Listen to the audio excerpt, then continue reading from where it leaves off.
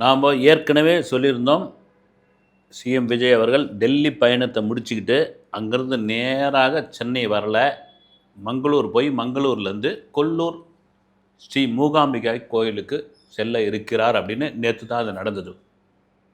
ஒரு வரலாற்று சிறப்புமிக்க இந்த தரிசனம் அப்படின்றதுல மாற்று கருத்து கிடையாது. சரிப்பா, அவர் தான் ஜோசப் விஜய், அவர் தான் கிறிஸ்துவர்கள்லாம் ஒன்று சேர்ந்து, கிறிஸ்துவ மிஷனரிகள்லாம் ஒன்று சேர்ந்து, உலகத்தில் உள்ள பாதிரியார்கள்லாம் ஓட்டெடுத்து வாக்கெடுத்து அவரை கொண்டு வந்து உட்கார வச்சுருக்காங்கன்ற ஒரு விமர்சனம் ஒரு பக்கம் இருக்கும் பொழுது, அவருக்கும் கொல்லூர் மூகாம்பிகை கோயிலுக்கும் என்ன சம்மந்தம், ஜோசப் விஜய்க்கும் மூகாம்பிகைக்கும் என்ன சம்மந்தம் அப்படின்ற கேள்வி ஒரு பக்கம். ஏங்க, அவர் எலெக்ஷனுக்கு முன்னாடி திருச்செந்தூர் போயிருந்தார். சூரசம்பாரம் நடந்த இடம். அங்கே போயிட்டு ஒரு சம்பார யாகம் ஒன்று பண்ணியிருந்தார். எதிரிகளை அழிக்கக்கூடிய அந்த யாகத்தில் கலந்துக்கிட்டார். அப்புறம் அரகஜவா ஜஜகஜவா அந்த ஒரு பொட்டு, அது ஒரு நம்பிக்கை, அதை வந்து நெத்தியில் இட்டுக்கிட்டு இருந்தார். இதுவும் அதை இட்டுக்கிட்டு இருக்காரு. அந்த யாகத்தில் வளர்த்து அதில் செய்யப்பட்ட அந்த திலகத்தை இட்டுக்கிட்டு இருக்காரு. குறிப்பாக அவர் அந்த சம்பாரம் செய்த அந்த முருகனுடைய கோவிலுக்கு போயிட்டு வந்த பிறகு தான் அவருக்கு வெற்றிக்கனி அப்படின்ற ஒரு விஷயம் தன்னால் வந்தது அப்படின்னு. இப்போ சரி, கொல்லூர் கர்நாடக மாநிலம் உடுப்பி மாவட்டத்தை சேர்ந்த சௌபார்ணிகா நதிக்கரை ஓரம் அமைந்திருக்கக்கூடிய கொல்லூர் மூகாம்பிகை கோவிலுக்கு விஜய் ஏன் நேற்று சென்றார் அப்படின்னு. நேற்று மங்களூர் விமான நிலையத்து வந்து இறங்கின உடனே கர்நாடகாவில் இருக்கிற அத்தனை ஃபேன்ஸ், ரசிகர்கள், தொண்டர்கள் அப்படி வந்து விஜய் அண்ணான்னு கொடுத்த அந்த இது அங்கே ஏறி எப்படி கையை காமிச்சிட்டு, இந்தியாவில் எந்த மூலையில் போனாலும் எப்படியாப்பட்ட வரவேற்பு வந்து முதலமைச்சர் ஒருத்தருக்கு, அதுவும் இளம் முதலமைச்சர் இவராக தான் இருக்குன்னு நினைக்கிறேன். சரி, அங்கேருந்து கிளம்பி போயிட்டு மூகாம்பிகை கோயிலில் அங்கே தரிசனம். அவருக்கு மிக முக்கியமான விஷயம் சொல்லியிருந்தோம், தாய் மூகாம்பிகை கோவில் கொல்லூரில் அமைந்த கோவில். இந்த வரலாறு சின்னதாக சொல்லணும் அப்படின்னா 2 விதமாக சொல்கிறாங்க. ஒன்று என்னென்னா, கேரளா வழியாக அம்மனை தரிசனம் பண்ணிவிட்டு ஆதிசங்கரர் அப்படி வந்துட்டு இருக்கும் பொழுது, அவர் கர்நாடகாவை தாண்டி உடுப்பியை தாண்டி அந்த அம்மா நீங்கள் போயிட்டே இருக்கும் பொழுது எங்கேயும் நீ திரும்பி பார்க்கக்கூடாது அப்படின்னு அவங்க சொல்கிறாங்களாங்க. அவர் அதே போல் வந்து ஒரே ஒருமித்த இதோடு போய்கிட்டே இருக்கும் பொழுது ஒரு கட்டத்தில் ஒரு இடத்துல வந்து கொலுசு சத்தம் ஒன்று கேட்குது. அந்த கொலுசு சத்தம் கேட்டவுடனே டக்குன்னு அப்படி திரும்பி பார்க்குறாரு. திரும்பி பார்த்த அந்த இடத்தில் தான் என்ன பிரதிஷ்டை பண்ணோம் நீ அப்படின்னு சொல்லி அவருக்கு சங்கராச்சாரிய அவர்களுக்கு உத்தரவிட்டதுனால அங்கே அந்த மூகாம்பிகை சுயம்புவாக வந்த மூகாம்பிகை, லிங்க வடிவில் இருக்கிற மூகாம்பிகை அப்படின்னு. இன்னொன்று என்னென்னா, அம்மனுடைய ஒவ்வொரு இந்துக்களுடைய நம்பிக்கை, அம்மனுடைய அந்த ஒவ்வொரு பகுதி இருக்குல்ல, அந்த அந்த உறுப்பில் இருந்து உடம்பில் இருந்த ஒவ்வொரு பகுதியும் ஒவ்வொரு இடத்துல விழுந்தது ஒவ்வொரு கோவிலாக இருக்குது. அதில் குறிப்பாக வந்து அந்த அம்மனுடைய காது வந்து இந்த இடத்துல தான் விழுந்தது, அதுதான் சுயம்பாக வந்திருக்குது. அதனால தான் நீங்கள் அந்த வேண்டுதல் எது வேணாலும் அந்த அம்மா முன்னாடி, நீங்கள் மூகாம்பிகை முன்னாடி எந்த வேண்டுதலை வைத்தாலும் அவருடைய செவிக்கு போய் சேர்கிறது. அந்த வேண்டுதலை உடனடியாக நிவர்த்தி செய்கிறார் அப்படின்ற ஒரு விஷயம். 2வது, உங்களுக்கு எதிரிகள் பயம், அப்புறம் வந்து செய்வினை மீது நம்பிக்கை உள்ளவர்கள், இது மாதிரி வந்து எதிரிகளுடைய தொல்லை, பொறாமை, நம்மளை எங்கேயாவது அட்டாக் பண்ணணும், நம்மளை எங்கன்னா இது பண்ணணும் அப்படின்னு பயம் கொண்டவர்கள், அப்படி ஒரு இதுவில் இருக்கிறவங்களாம் இங்கே வந்துட்டு ஒரு யாகத்தில் கலந்துக்கிட்டு இந்த அம்மனை தரிசனம் பண்ணிட்டு போனால் அந்த எதிரிகள் தொல்லை வேறிருந்து போகும் அப்படின்னு ஒரு நம்பிக்கை இருக்கிறது. ஏன்னா நாத்திகவாதியான புரட்சித் தலைவர் எம்ஜிஆர் அவர்கள், மிக முக்கியமான விஷயம், நாத்திகவாதியான, ஏன்னா திராவிட முன்னேற்ற கழகத்திலிருந்து தான் அவருடைய அரசியல் பயணத்தை ஆரம்பித்தார். திராவிட கொள்கையில் ஈர்க்கப்பட்டார். அதில் அவருக்கு என்னன்னா, கடவுள் மறுப்பாளர் தான். ஒரு படத்தில் தான் முருகர் வேஷம் இது பண்ணார், ஒரு படத்தில் இயேசு கிறிஸ்துவா கெட்டப் போட்டிருப்பார் வந்து. மற்றபடி அவர் எந்த சாமி படத்தில் நடிக்கலை. அவர் வந்து பெரிய அந்த ஆன்மீக ஈடுபாடெலாம் கிடையாது. ஆனால் அவர் வந்து முதலமைச்சர் ஆன பிறகு அவருக்கு வந்து சில பிரச்சனைகள்லாம் வருது, பல பிரச்சனைகள் வருது எதிரிகளால். அப்போது சிலர் வந்து சொல்கிற ஒரு விஷயம் என்னென்னா, நீங்கள் நம்பிக்கை இருக்குது இல்லாத தாண்டி இந்த பிரச்சனையிலேருந்து விடுபடுறதுக்கு நாங்கள் நம்புறது, கூட இருக்கிற நாங்கள் நம்புறது, ஒரே ஒரு முறை கொல்லூர் போய் மூகாம்பிகை அம்மனை தரிசனம் பண்ணிட்டு வாங்க, உங்கள் கொள்கை கோட்பாடெலாம் அப்படி ஓரமாக வச்சுடுங்க அப்படின்னா. சரி, இவ்வளோ தூரம் இவ்வளோ பேர் சொல்கிறாங்களே அப்படின்றதுக்காக அவர் கிளம்பி போகிறாரு, தரிசனம் பண்ணுறாரு. அவருடைய வாழ்வில் ஒரு பெரிய மாறுதல் உண்டாகிறது. அதன் பிறகு அவர் உடல்நிலை பாதிக்கப்பட்டு சிகிச்சைக்காக போக வேண்டும், வெளியூர் அமெரிக்கா போக வேண்டும் அப்படின்னு முடிவு பண்ண உடனே, அவர் உடல்நிலை பாதிக்கப்பட்ட உடனே அதே மூகாம்பிகை கோவிலுக்கு போயிட்டு தங்க வாள் ஒன்று வந்து கொடுக்குறார், காணிக்கையாக கொடுக்குறார். இடையில் அவருக்கு எப்போல்லாம் வந்து அந்த பிரச்சனைகள் வந்து ஸ்ட்ரகிள் ஆகுது, இப்போ மாதிரி மீடியாக்கள்லாம் இல்லை.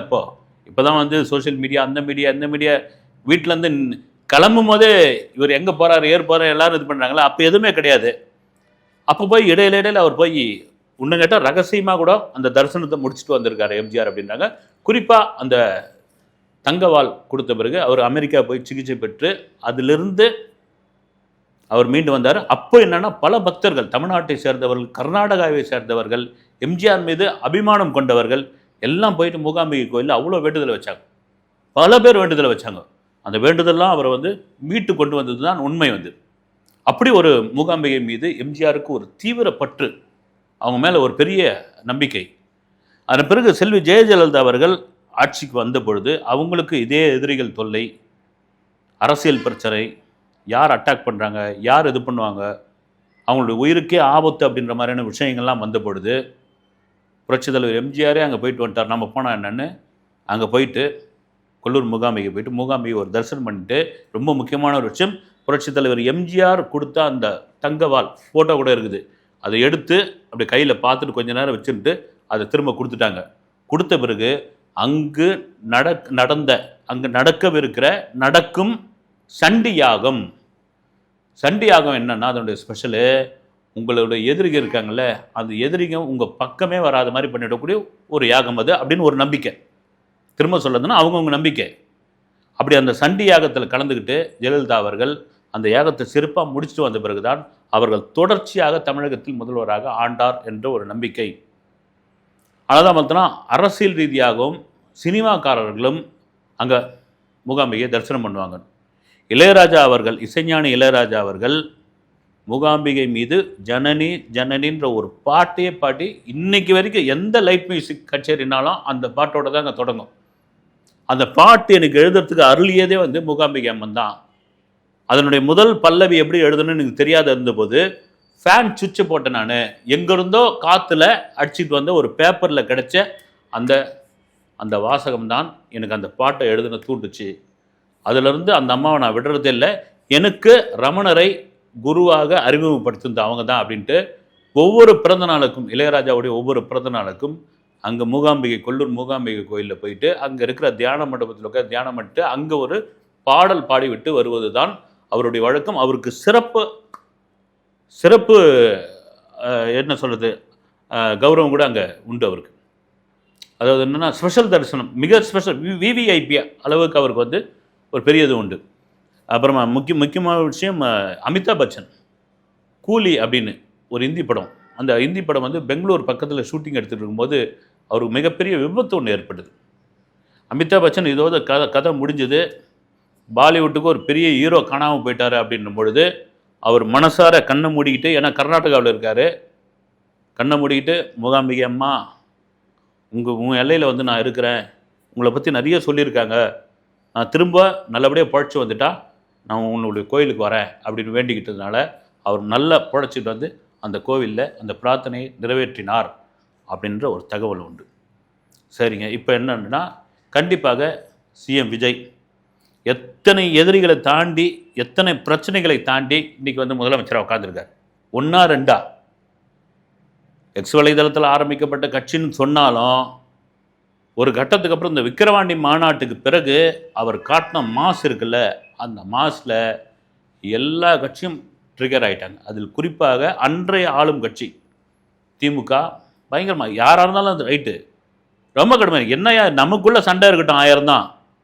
இப்போ பாருங்கள், அதிமுகவும் திமுக ஒன்று, திமுகவும் அதிமுக ஒன்று, இப்போ தெரிஞ்சு போச்சு, வெட்ட வெளிச்சமாக ஆயிடுச்சு. ஒன்று நீ ஜெயிச்சிருக்கலாம், இல்லை நான் ஜெயிச்சிருக்கலாம், நீ ஜெயிச்சிருக்கலாம், மூணாவது ஒரு ஆளை வந்து உட்கார வச்சுட்டுமே அப்படின்ற அளவுக்கு 2 பேரும் வந்து இப்போ வேதனையில் இருக்காங்க. அப்போ 2 பேருமே கூட்டுன்னு தெரிஞ்சு போச்சு இல்லை.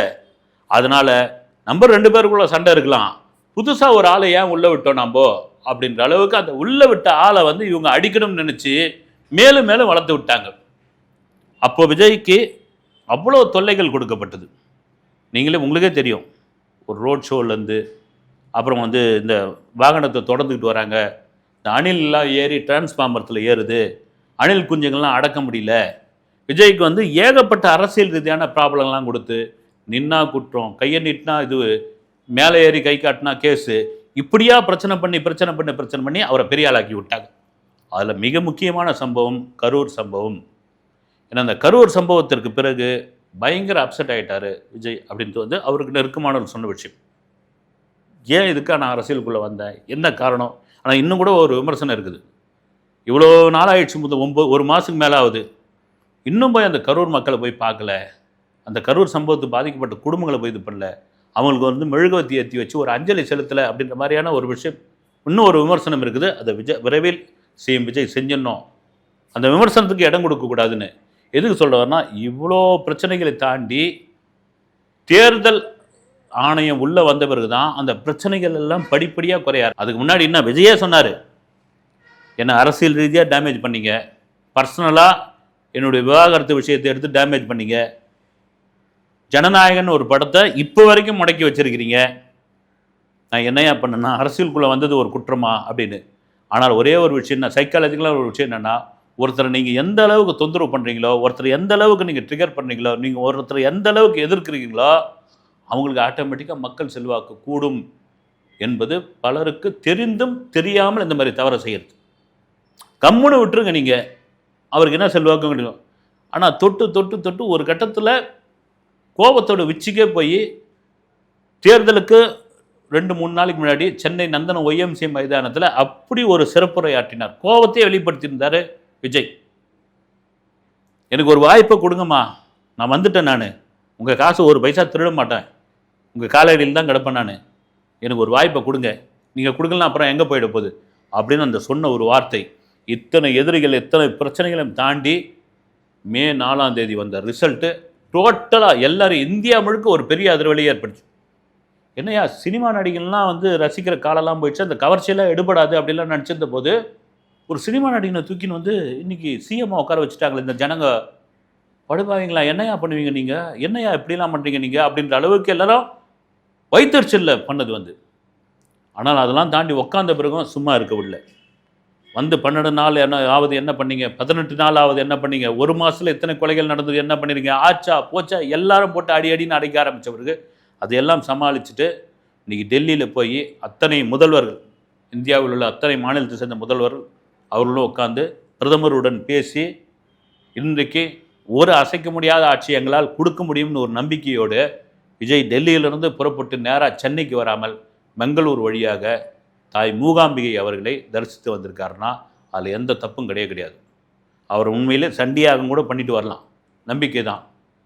காரணம் என்னென்னா, நீங்கள் இனிமேல் அவர் வந்து கிறிஸ்துவர் ஜோசப் விஜய் அப்படின்னு விமர்சனம் பண்ணுறதுக்கு எந்த தகுதியும் இல்லை. அவர் முதல்வர் விஜயாக நல்லாட்சியை அந்த மூகாம்பிகையோடைய அருளால் தொடருவார் என்று நம்புவோம். அடுத்த வீடியோவில் சந்திக்கிறேன். நன்றி.